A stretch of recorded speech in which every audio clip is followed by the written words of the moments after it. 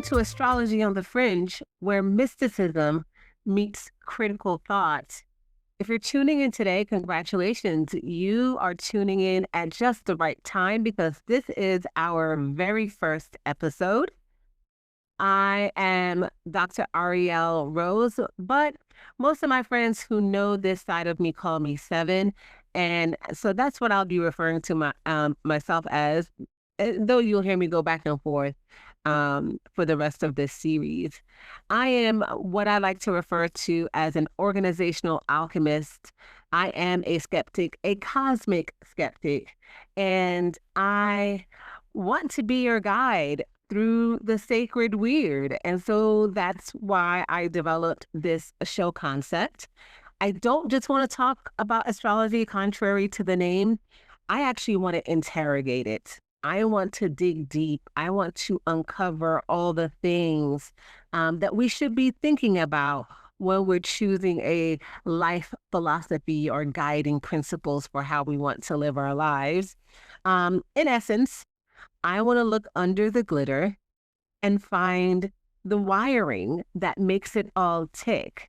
So, if you are a mystic who reads research papers or a skeptic who still looks at the stars and the sun and marvels at the moon, I mean, I might be, overselling myself a little bit, but I want to say welcome. I think you found your home. So, how am I going to start this show? What am I talking about? Well, today I'm talking about the collision of two titans. Buckle up. I'm talking about Saturn and Neptune, structure and spirit, as they meet at 0 degrees Aries.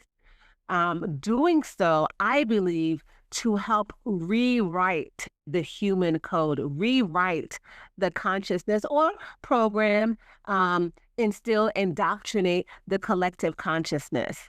I think this is more than just a cosmic headline. I've personally been looking at this since the beginning of this year. I've been looking at this conjunction as they get closer and closer to each other. This is a full system reset. Make no mistake. And so today, for my first episode, I am going to explore the entire myth of Saturn and Neptune. I'm going to explore how myth became muscle memory, how the collective nervous system is rewriting itself, and why integration, let's take it back to shadow work, integration, not innovation, is the real revolution. And so if you're ready for all of this, let's get fringe.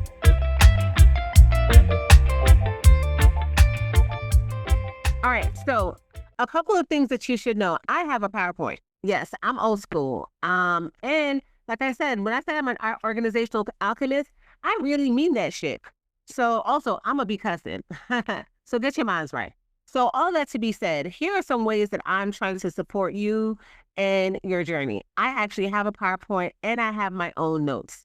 So I'm thinking I'm probably going to provide these at a nominal cost. If you would like to have access to the full notes, my show notes, even with my speaking notes, I'm pretty raw and chaotic, but you can have it all and make sense of it on your own if you want. And I back up some of my stuff with some data and some sources, so you'll have access to all of that. That will be at a nominal cost. If you want just to see access just to the show, just to see so you can follow along with the PowerPoint, I'm probably going to be offering all of those at some point in some kind of sliding scale. And also, just to keep in mind, yes, today's show, when you guys are getting this show, is December 19th, but currently for me, I'm speaking to you from the past, is November 11th. So by the time that this launches, I'll probably already have these services available somewhere. So you just got to find it on the podcast actual show. I'll probably have links however you're listening to it, that'll probably have links. Or you can just go to my website, www.nuancedauthenticity.com. It's been my website now for the past 6-7 years. And so, yeah, you can definitely find that information there. All right. Now that I've done that house cleaning, let's talk about what we're going to be discussing this week. today. So I'm going to talk about the cosmic weather. What exactly is happening? What's the era shift? Then I'm going to talk about the evolution of these archetypes, these gods that have rewritten themselves. Is it archetypes or archetypes? I think Americans say archetypes. You'll hear me go between. Then I'm going to talk about the battle that actually occurred in the heavens, in our solar system, that created the planets as we know them today, in the order as we know them today. When I say I'm high context, that's how far back I'm taking it, y'all. Then I'm going to talk about myths that we sell ourselves. I'm going to talk about the relationship of all of this, all of these frequencies, the collective in our bodies, like what's happening in our bodies. Then I'm going to introduce what's probably going to be a key piece to astrology on the fringe. I want to talk about the law of normalization. I'm doing a deep dive on this as well. It is something new. I have not heard people refer to it as a law of normalization, though it has been implied, whether or not you have studied law of attraction or law of assumption. Law of normalization has been implied, and I am attempting to make it a formalized spiritual practice. So you'll hear me talk about that, not just today, but in, more episodes to come. And then at the end, I realized that I've had so much content as I was building these episodes out, so much content to share. So part of it, I'm going to take a break and then present another 10 to 15 minute segment. It's going to be my trends dissection. So for each one of these shows, I'm going to go over pretty much what's happening, what's the evolution of these theories, how did we even get here? Like, what is the ancient stories that have been told? I'm going to relate it back to the body and what we can do and provide solutions for how we can tackle and really, really integrate this energy. And then I'm going to provide a current trend analysis, what's happening in current historical context around the globe, in the news, and that might be pretty interesting. That's what I'm going to call fringe field notes. So it's just an extra bonus content. And then obviously I'm going to have some kind of closing reflection. So that is today's show. You may want to save and come back. Again, high context. If you are still here and you choose to continue to listen, I'm going to take it that you want to learn, you want to develop, most of all, you want to implement and begin to see real results in your life. Make no mistake. The real reason I'm doing this is because I have results in my own life.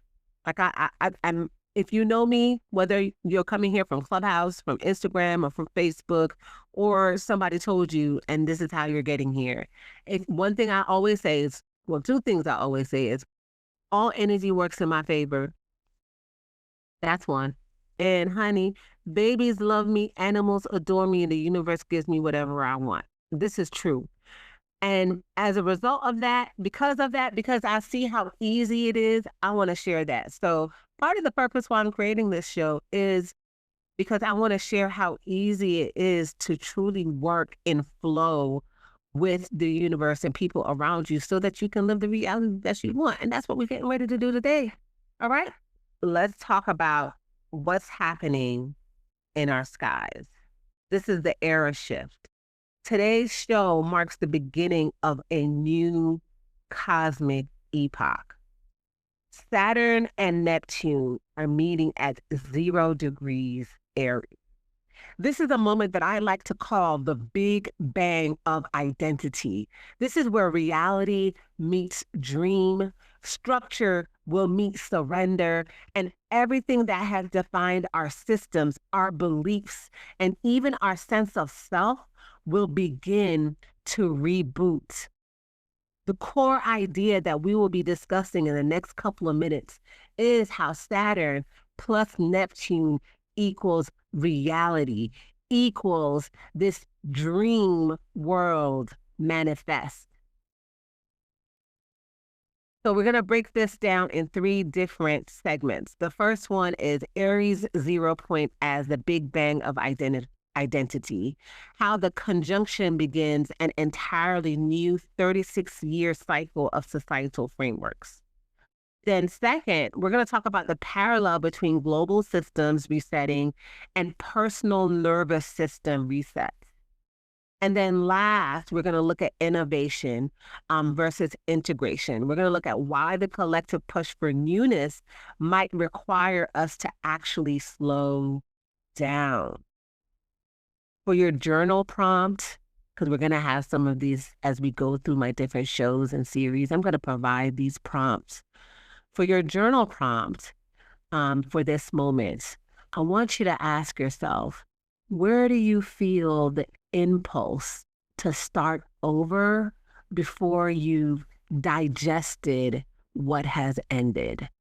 That question again, that prompt is, where do you feel the impulse to start over before you have digested what has ended?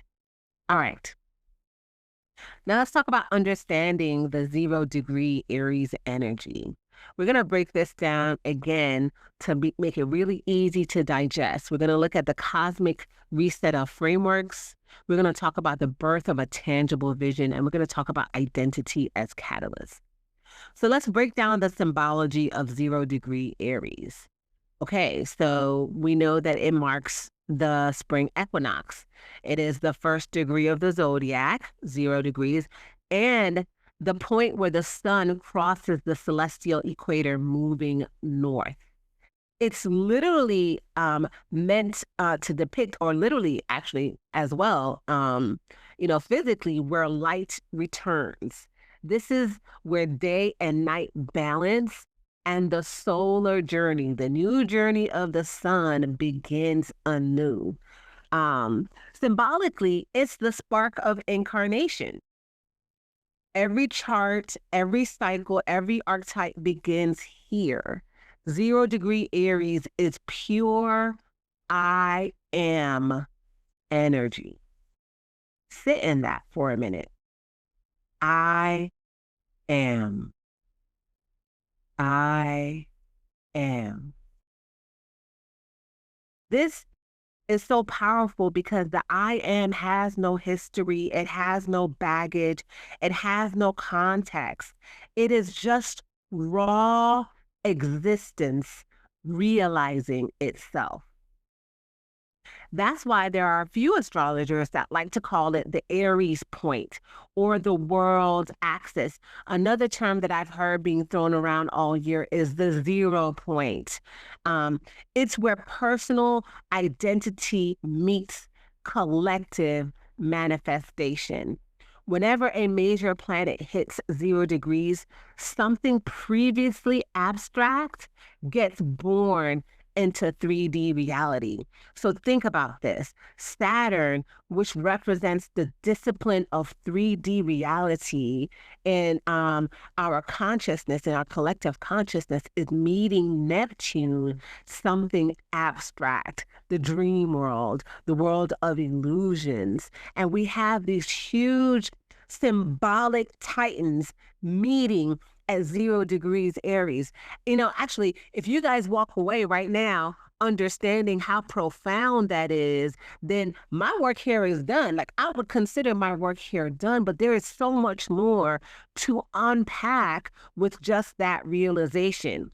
Oh, by the way, I forgot to mention, when I do the trend dissection, the Fringe field notes, I'll also be breaking down how this is going to impact you specifically by your house system. I'll be using a whole sign system, but if you are savvy enough, you can figure out how to listen to the other houses as well. Anyhow, all right, squirrel. So I want you to think cosmologically now. The Big Bang was a moment where energy became matter. At least that's what they say, right? The invisible became visible. Aries energy behaves the same way. It's the combustion that pushes potential into embodiment, right? So when Saturn, form, boundaries, structure, and Neptune, dreams, formlessness, faith, meet at this exact coordinate, it's like the structure of reality and the dream of reality are rebooting their operating system at the same degree where all beginnings occur. That's why it's not an just simply an astrological event. It's a metaphysical regenesis. Identity, both personal and collective, is getting rewritten. You can imagine it as the old I am this dissolves and it's turning into a new I could be anything. And that's what's emerging. It's almost like the cosmos is hitting control, alt, delete on the ego. I like that concept. Control, alt, delete. So the cosmic reset is structure and dream fusing at the first degree of the zodiac. This is not just starting a new cycle, it's rewriting that operating system that I talked about. It's where all of that energy, Aries energy, is going to incarnate into every law, belief, and boundary we've lived, and that's going to get reformatted for a new collective story. So when I talk about how do we birth that tangible vision, what I'm talking about is when those planets meeting and how what was once spiritual or unseen is going to crystallize into that reality, into literally where faith is going to gain some form of architecture. And yes, I'm speaking about this in a very hopeful way, but understand that both sides will be prevalent. So depending on what that faith may be, if that faith is destructive, we will see some of that crystallize in destructive architecture. And that's going to look like, institutions and systems that cannot be broken or that will take more time to be broken, or institutions or systems that are designed specifically to hold people back so that it makes it more difficult for them to fight those institutions and systems. And we see that playing out now on a global scale. In all of the political systems that exist, there is this huge struggle between the old and the new, as Pluto especially is getting settled into Aquarius. So we do see that happening now.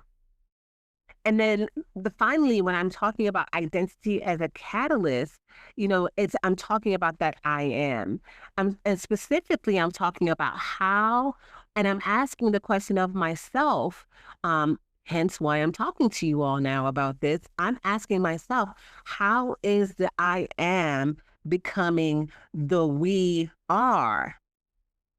And right now, what I see happening, November 11th, I see that social experiment with that young lady that called the churches with the crying baby in the background, and how those churches said no.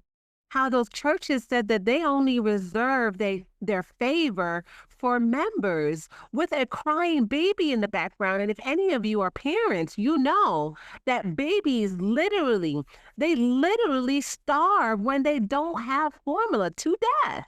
That was a baby crying from hunger. And who helped? The mosques helped. That's who helped. The poorest of the churches, the Appalachian Pawpaw Church helped poorest of the churches.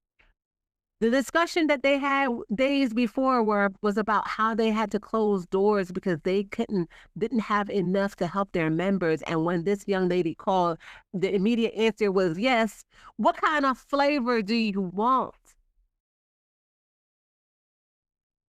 So we do see this struggle between these power systems, and what Saturn and Neptune is saying specifically, and I'm going to talk a lot about this down the line, is that if you are in it just for performative reasons, then you're going to get showed up.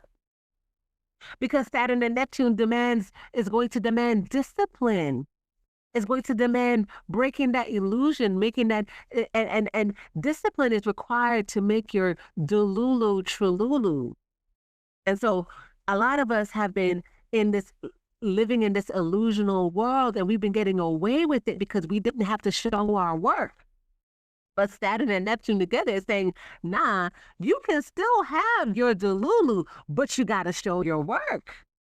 You got to show your work. And if you can't show it, then this conjunction is getting ready to show you up. And we are already seeing this play out in social media. I'm gonna try to drop the links to those stories too, so y'all can catch up if you haven't seen it. But hopefully by December 19th, this might be some old news for a lot of y'all. Okay. So here's some data. This generational threshold, Saturn Neptune conjunction, is happening exact February 20th, 2026. I have yet to tell y'all that yet, and we are almost 20 minutes in to give you an idea of how much context we're about to cover. So I want you to keep in mind that's not just a date, it is a psychic software update. All right. That's what's happening. And so if you've been tracking it like how I've been tracking it, you go back to March of this year. So, if you're listening and you want to figure out, well, how is this impacting me? Go back to March of this year. We had a whole bunch of conjunctions happening. Mercury and Venus were going back and forth between Aries and Pisces. Saturn was coming close to Aries. I think Neptune actually dipped into Aries around that time. There were a couple of planets doing the hokey pokey between Pisces and Aries. It was a huge time of alignment. So you want to go back to March. Then we saw another sneak peek around June of 2025 and again in August of 2025. So you really want to look to the times right before and after March, right before and after your June, the end of June, like maybe 2 to 3 weeks, and right before the end of August, 2 to 3 weeks as well, because that's going to give you an idea of the influences and the energies and how it impacted you. Okay. All right. Now let's keep on moving because there is so much to still cover. Let's talk about the 36-year Saturn Neptune cycle to understand. Saturn and Neptune, they align like this roughly every 35 to 36 years. So us even being able to witness this is in Aries is one of a kind for everyone that exists right now. Right? This is one of a kind. We're not going to see Saturn and Neptune come to 0-degree Aries again for another couple of, decades, at least 100 years or so. What's important to understand is that each conjunction has redefined how society structures its ideals. It's the meeting of form and faith in several times. So in over several decades. So in 1917, it first occurred in the sign of Leo. And the collective theme that we saw there was a cult of the hero, creating propaganda, rise of nation states, and ideological theater. This is where we saw Leo and the exaltation of the hero myth and nationalism. That's what we saw there in terms of collective reconfiguration. Then in 1953, this helped to redefine civility and diplomacy. And ding, ding, ding, yes, of course, it was in the sign of Libra. This is absolutely where we saw a lot of that post-war diplomacy. We saw the idealization of marriage as well during this time in the 50s, early 60s. And we saw a lot of civility mass, like how corporate organizations began to flourish and began to grow and instill themselves in society as a mask, hiding chaos, hiding what chaos existed beneath that mask. Then again, we see in 1989 that this occurred again in Capricorn. And this is where we saw the collapse of different types of rigid systems. The USSR, for example, we saw a lot of neoliberal realism. We saw a lot of spirituality meeting up with materialism. This is where we saw the boom of yoga, the boom of texts like The Secret, Abraham Hicks, Osho. This is when we saw all of that happening for this quest for more spiritual idealism as well. And then finally in 2026, and here I absolutely believe what we'll be seeing is a birth of autonomous identity. This is where we'll be seeing individual sovereignty meeting collective coherence. what's beginning as small ripples, as we're seeing all over social media, all over the globe, this political, ecological, technological, and even psychological ripples are all symptoms of the rebirth of the I am at that collective scale. And with Saturn and Neptune, every time as you see, each collective theme has introduced new rules of reality to society. It's almost like we're learning a new language of faith that is, especially with it happening in Aries, that will be grounded in embodiment, in the I am embodiment, especially. Let's see. I'm going to go back to my notes to see if I'm missing anything that I want to say about this for you guys. Um, yes. So I've talked a lot about the collective. Let me bring it back down again, back down to autonomous identity and the personal sovereignty. This time the reset is not about governments or ideologies. The first, since 1917, it's been about all these ideologies. It's been about all this government. Make no mistake that this reset in 2026 is about you. It is about you. Here's another journal prompt. This cycle is asking you, what does it mean to exist without outsourcing your authority? I'll repeat that. What does it mean to exist without outsourcing your authority, without needing the old myths of power or belonging to validate you? That's your second journal prompt coming out of this session, listening to me today. So there is this huge collective generational conjunction happening in our skies. There is this collective conjunction. And so that means that there's also an inner conjunction, as above, so below. Saturn and Neptune aren't just moving through the sky. Their frequency is also moving through us, through you. And every time the world redefines its face, your nervous system does the same thing. So what happens globally as form dissolves and reconfigures is happening personally as our resistance, your resistance, is turning into surrender. And I see a lot of people struggling with surrender these days. I'm the type of person, I demand surrender, because I am in surrendership to the universe around me. That is one of the reasons why animals love me, babies adore me, and the universe gives me whatever I want, because I am the universe. I have completely surrendered. And because I embody that, then when I walk into a space, or if you've made it this far, you may feel a little bit of resistance to my tone, to my energy, to the way that I speak. Some of y'all may love it. Listen, I get both.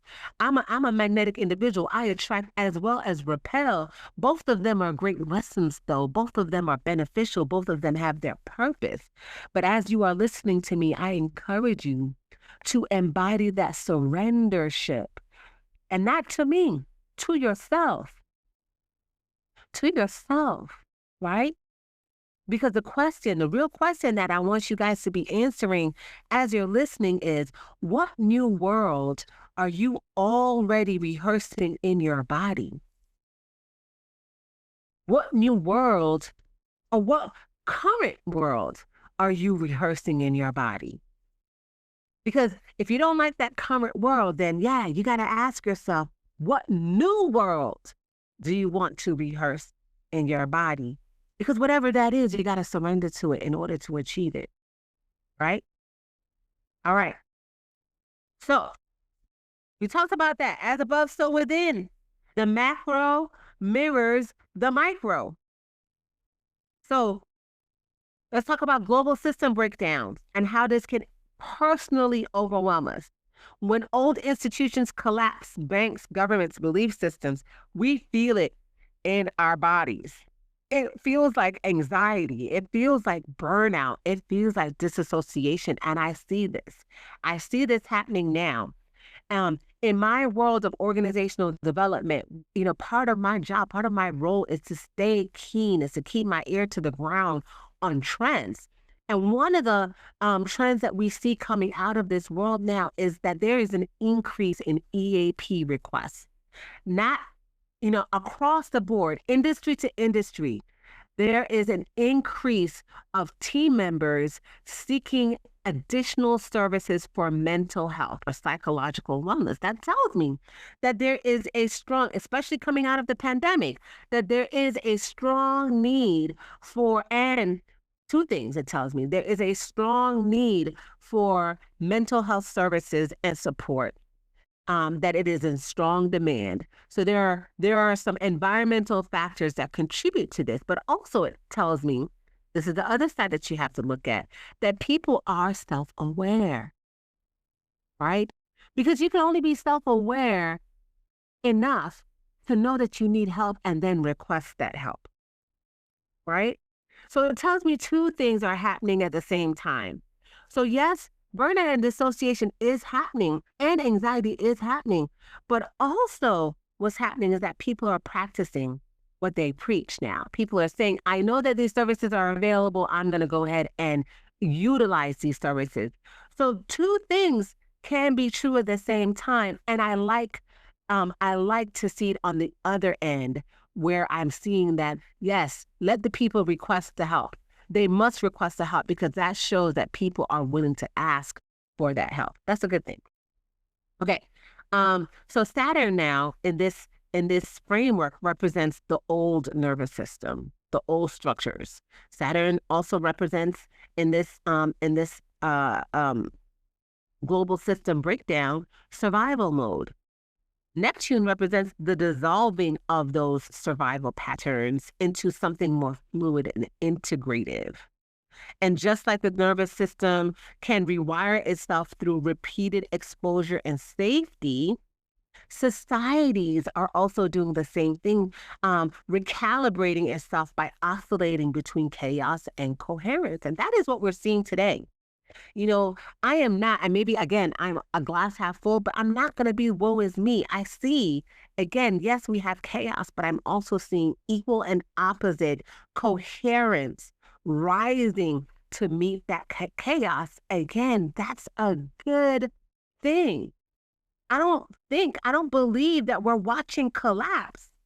I believe we're watching neural evolution at scale. For me, embodiment is a form of activism. I say all the time, joy is an act of resistance. So regulating your nervous system becomes a radical act because a coherent individual is harder to manipulate. Healing the micro nervous system contributes to the stability of the macro collective field. Again, as above, so below. So when we focus on healing ourselves and focus on integrating ourselves, that results directly in collective integration.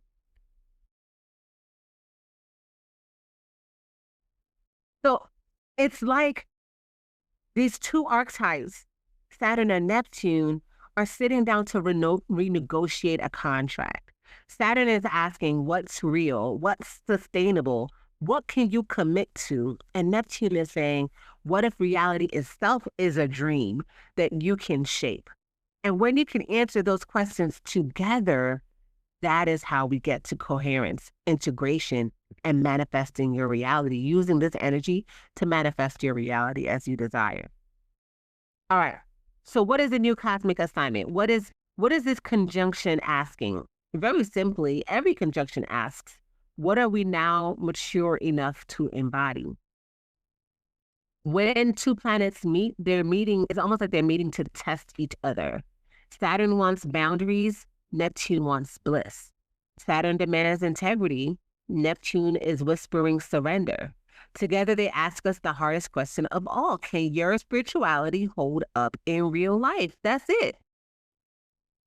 Can your spirituality hold up in real life? See, the thing that I always tell people is, that when you are aligned, what you're doing is working when the universe is responding to you and giving you what you want and desire. If you are not getting what you want and desire, and this is going to be a hard pill to swallow for some of you, if you are not getting what you want and desire, at least 8 to 9 times out of 10, right? If you are still having experiences of, drag out, like you almost hit rock bottom, you're struggling. If you think that everybody's out to get you, or some people are out to get, if you are holding any of those types of, perspectives, those things, I will say this, because I'm not going to, I'm not here to shame nobody. Those things are stepping stones to get you to a point of realizing that you don't need them, that you can let those things go and you can put them down.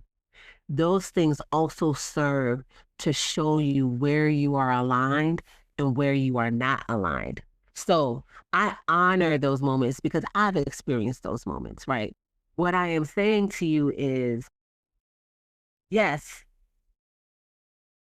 we have to go through certain things in order to come out on another side with greater perspective, helpful perspective, perspective that progresses us forward.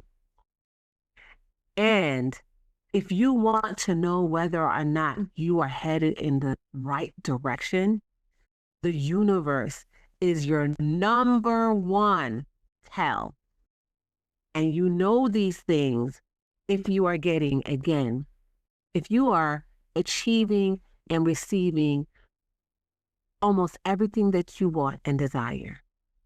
That's how you know when you are aligned, when you're having those synchronicity moments, when things just flow and everything comes easy for you, when you can think something and it happens effortlessly. That is how you know. So when they meet, when two planets meet in a conjunction, they test each other. They all do. And in this case, Saturn wants boundaries, Neptune wants bliss. Saturn is demanding integrity, keep that in mind, and Neptune is whispering surrender. Together, they're asking the hardest question of all. Can your spirituality hold up in real life? This is a tough question for a lot of us to answer because we put ourselves in these belief systems, whether that's Christianity, Islam, astrology, human design, any of these systems that condition us into putting our faith in a third party over ourselves. See, I love astrology. I love looking up at the stars. I will sleep naked and dance naked under the stars on any day. Don't threaten me with a good time. But the stars are not more powerful than me.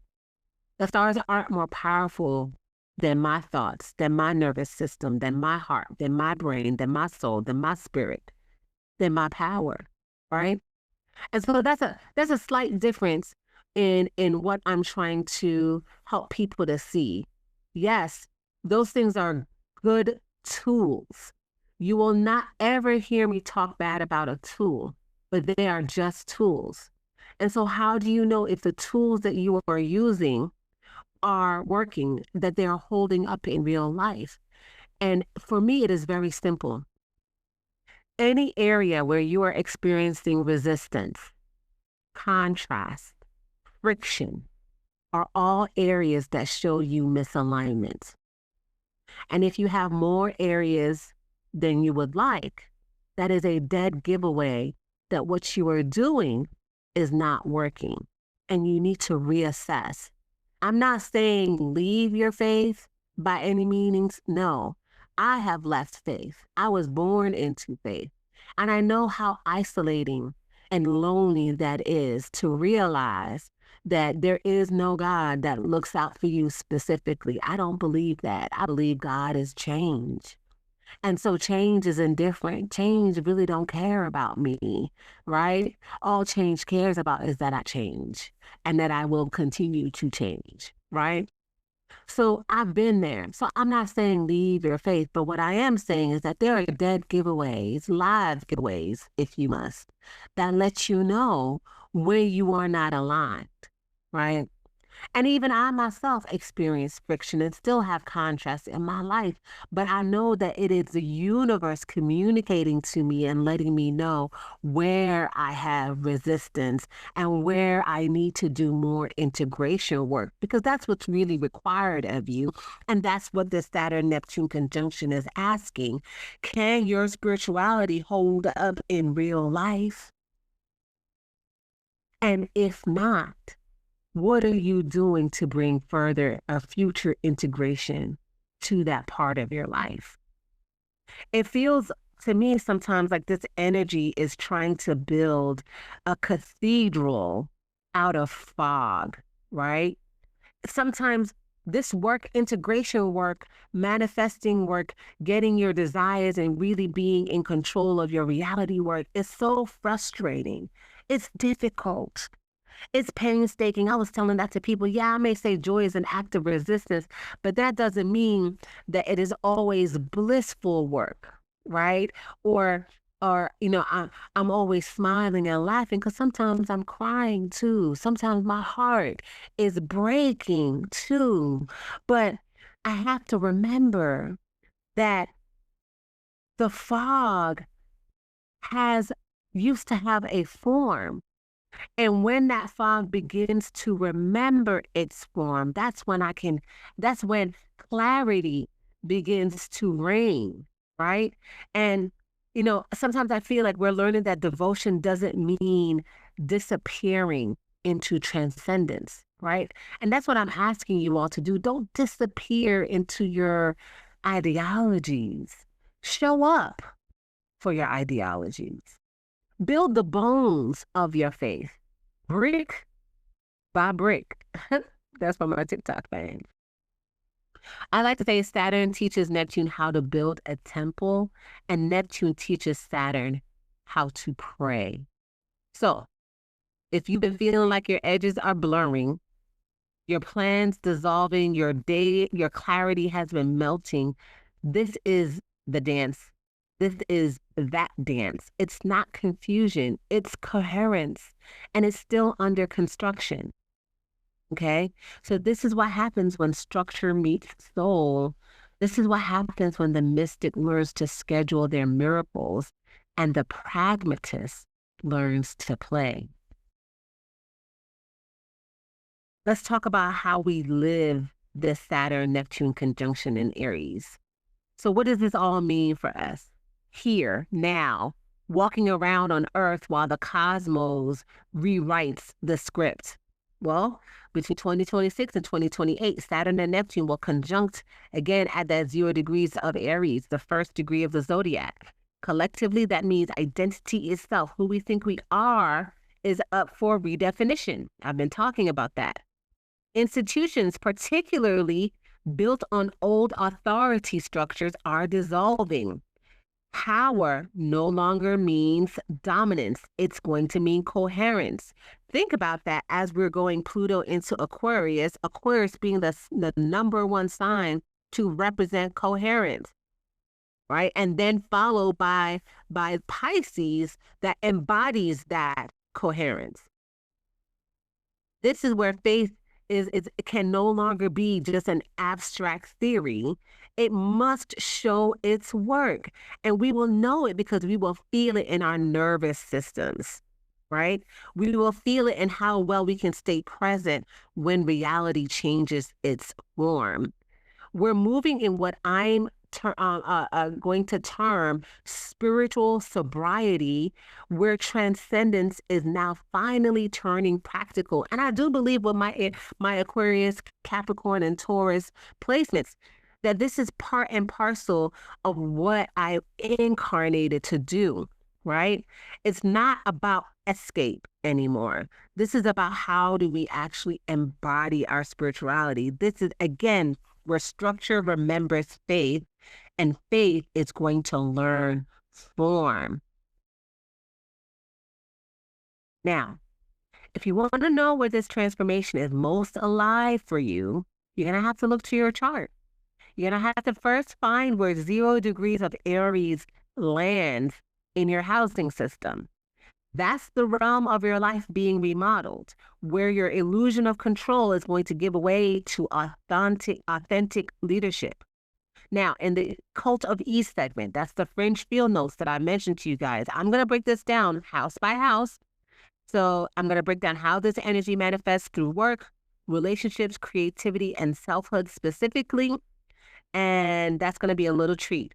So because every one of us will be asked to lead in some way, that's why it's crucial for you to look at where it is in your houses. First, we do have to learn how to lead ourselves into coherence. That's classic change management. If you've never learned about change management before, change management says that you got to get yourself through change first before you can get anyone else through change. And so that's why, I'm also doing this to help you all understand those pieces of change as well and how to help get yourself through this conjunction. Again, if you want to understand where this conjunction will reshape your life, you want to look to your house placements. Wherever 0 degrees falls in your chart, that's going to mark the sector being restructured from the inside out. Remember, I'm going to provide bonus content. So you want to definitely check the Fringe field notes. I'm probably going to make it available by donation. That's where I'm going to explore what this means for each house, as well as how the friction between form and flow expresses through your identity, your work, your relationships, and your purpose. Okay? Here's a hint. If you want to get this work started on your own, you ain't got to give me no money. You ain't got to donate. It helps, but you ain't got to. Here's a hint to try to hack this code on your own. I'm all for that.